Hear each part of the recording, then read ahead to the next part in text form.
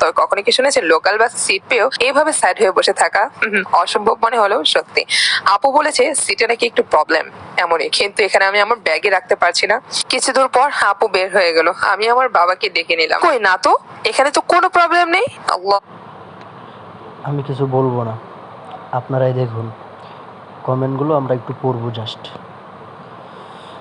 তো বিসমিল্লাহ বলে কাজ শুরু করলে নাকি বরকত হয়, তো বিসমিল্লাহ বলেই শুরু করি। আপনারা কি বলেন? জি, আপনি নিজেই তো লোকাল বাস পেট্রোল ছাড়া সার্ভিস দেন, ঠিক আছে।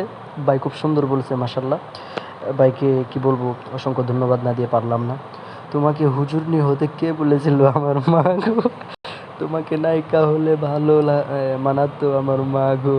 ইনিও মাশাল্লাহ খুব সুন্দর বলছেন, সত্যি বিনোদনের জন্য সেরা।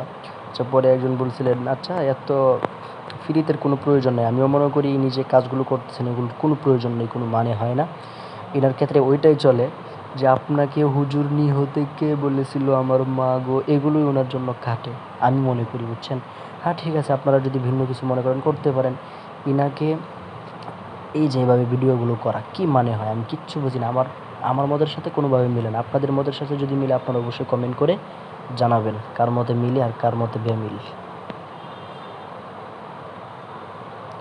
ওকে, ধন্যবাদ সবাই, ভালো থাকবেন, সকলের জন্য দোয়া করবেন এবং আল্লাহ তাআলা আমাদের সকলকে যেন সঠিক সহি বুঝ দান করেন সেই দোয়া করবেন ইনশাআল্লাহ।